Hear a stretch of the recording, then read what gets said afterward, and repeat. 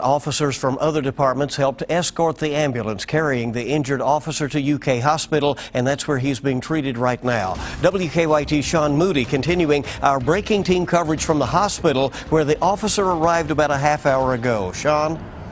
Hey there, Bill. We've been here since about 11:30, and since then we've seen a whole lot of police vehicles pulling into the hospital. UK police are blocking the entrance into the UK emergency room, letting in some vehicles, turning away some others. We're going to give you a look here at the grassy area in front of the hospital emergency room where there are several police vehicles. There are several Lexington police vehicles, a couple of UK police vehicles, and even Fayette County Sheriff's vehicles. In fact, we just saw Lexington Police Chief Mark Barnard walk inside just a few minutes ago. Now let's show you some video of what's been going on the past few minutes. We don't know what the officer's condition or the suspect's condition are. We've been talking with UK hospital personnel who don't have any information to pass along to us just yet.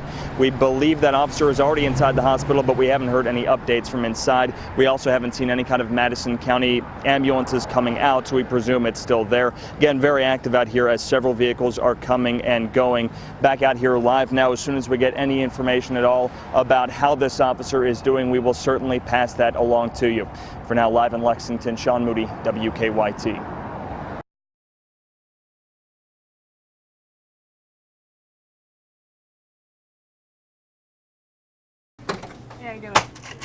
He was protecting us. Missy McCoy feels a special connection to Officer Daniel Ellis. He was investigating a report of an attempted robbery that had happened at her gas station when he was shot. It was pretty upsetting. I mean, to think that he lost his life answering the call for us is something we won't forget.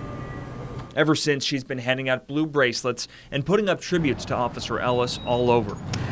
We put ribbons around all of our flower pots. I just did that yesterday in remembrance of 457 with a thin blue line on it. She wants to be sure that everyone knows who he was, and the station's taking up donations, about $500 so far. People don't think twice about putting all of their change in. Police said Officer Ellis's investigation led him here to some nearby apartments where he was shot.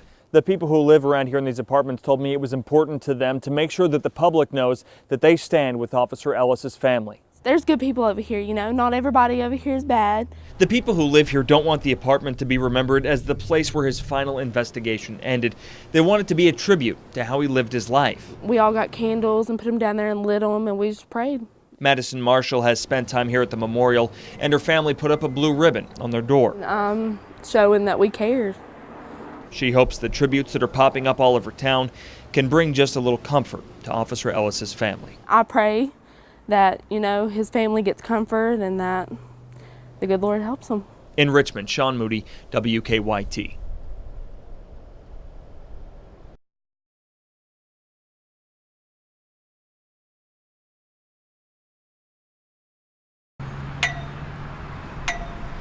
No, I've been here 2 or 3 times.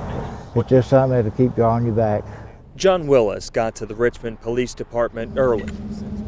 He and his wife Edna spent a few minutes taking in the sight of Officer Daniel Ellis's cruiser, smothered with flowers, balloons, and notes. Makes you want to just cry and scream at the same time. As the morning went on, more and more people showed up. They dropped off mementos, and the thousands got into position. There were hundreds of police vehicles from all over the state and beyond. It seemed to take forever to get to the police department, but no one seemed impatient. They seemed to want to send love to every car that passed. Well, it's just very important, and it's very emotional. I think just seeing people and that they care enough to do this, it just makes me, renews my hope. You know, it's still nice to come together as a community and, you know, focus and show support to one another. Then Officer Ellis's hearse arrived, flanked by officers on motorcycles. It pulled up right in front of the police department and stopped, letting Officer Ellis spend just a few more moments at his post before continuing his final journey.